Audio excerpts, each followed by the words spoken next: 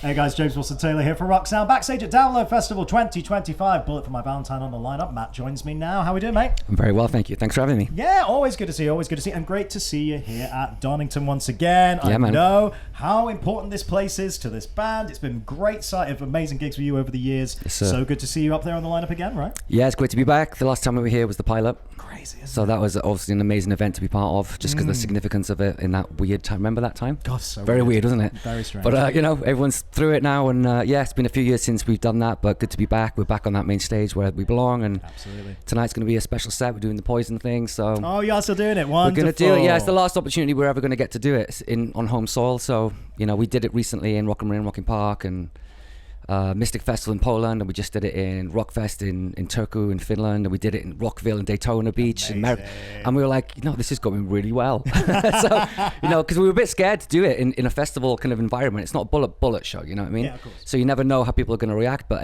every time we've done it like 6 times at festivals now, so we're like, this is going really well. People are embracing it. People are kind of feeling like it's a celebration with us, which is really nice. And it's the last time we're ever going to do it here on home soil, so it's going to be a special night. Oh, so nice to see that. So nice. We should say as well, I mean, I remember last time we spoke, we were talking about like you were about to head off to the States and do these amazing looking rooms. Looked like such a great reaction, and so lovely to be able to take that show over to America as well, and see all those fans again. Yeah, it's just, again, it goes to show how important that record was for everyone around the world, not just here in the UK. Yeah. You know, it was a global record, even though it was our debut. It kicked off everywhere, you know, so it's just so nice to see the love and the support over 20 years later, how much of an impact that album made on a lot of people back then. And, you know, it's just nice that we've had the opportunity to celebrate it, and it is coming to an end now. We've only got a couple of weeks left of this, and then it'll be done forever. So hopefully people will enjoy, you know, everyone that has been part of it so far has enjoyed it.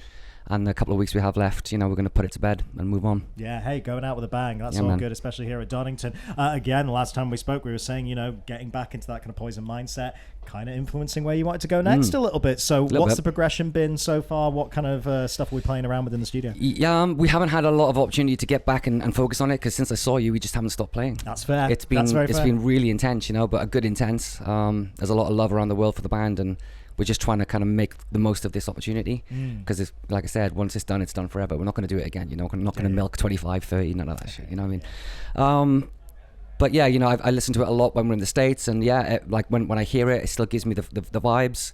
And I think the beginning of August, we're going to hit the studio for real. Oh, great. And we'll be there until it's done. Man, really excited to see what comes next, because like, you know, you guys have been obviously playing with loads of different sounds the last few records and kind of really pushing yourself into new territory, but that's going to be the really interesting thing. How do you take what you guys did back then but make it work for 2025? Yeah, well, I'd like to know that too. We'll find out. Hey, we'll find out. That's a fun creative challenge to have right there. Hey, there's a couple of questions we've been asking absolutely everybody this weekend. So first up, massive lineup out there this weekend. Anyone that you've never toured with before, never worked with before, where you think, do you know what, that'd be a really fun show for us to do together, really fun collab to do? We've been around a long time, so there's not many of those. I was going to say, there's a lot of friends of yours kicking around this weekend. Yeah, there's a lot of them kicking around. I don't want to pick the obvious one, which is Sleep Token. It would be nice, though. But it would be pretty cool, you know. I mean, nice. You know, obviously we know the guys have been around a few years, and we've never crossed paths. We've never been on a tour together.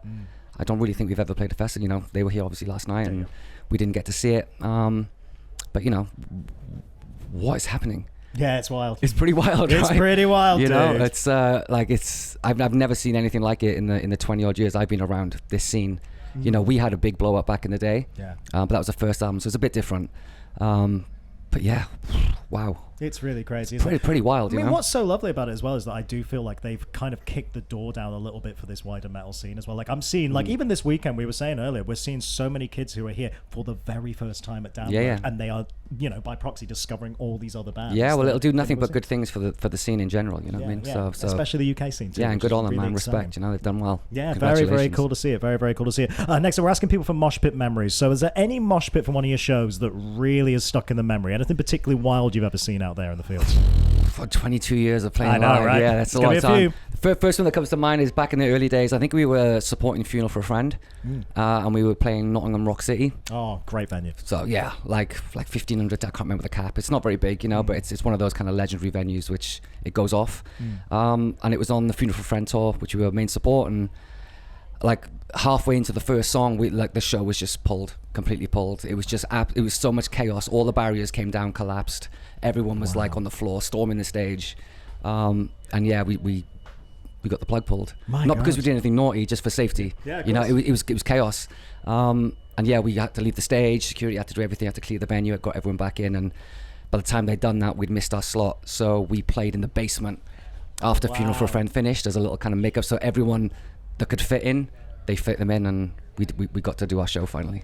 But that was cool, you know, especially back then. You know, it was all so new and exciting for us that to have all this chaos was just like, fuck, you know. Yeah. I love those little impromptu moments like that. Thankfully, no one was hurt, you know, but it was like, oh, whoa, what's going? It didn't look good for a while. Yeah, absolutely. That's next level. I'm glad I went to say, what a cool moment to finish the night off. That's very, very cool, dude. Lastly, we're getting everyone to do this thing we're calling the 7-song set list, right? So let's pretend Bullet can only play 7 songs for the rest of your days, right? It has to be the same 7 songs every night. Which 7 are making that cut? What's the essential 7 here? Okay, I'm just going to do it chronologically, I guess. Tears Don't Fall, Scream Aim Fire, Waking the Demon, Your Betrayal, You Want a Battle, Here's the War, Piece of Me, and Knives. Man, bangers. That's like a set right there. He's a fan. I think they're all right, you know? Yeah. That 7's hard though, man. We got like so many records. That's a tough question. It's been so funny. Everyone has struggled with it so much, but I love that question. Yeah, someone just said earlier, it was like, if you told me 5, it would be fine, but 7, that's weird. That's a weird number to throw in. It's a weird one. But we like it. Dude, it's always so good to see you. Have a great set today. Can't wait for new music and all that good stuff. We'll catch up soon, I'm sure, all right? Sick. Let's do it. Good to see you, man. Matt, everybody.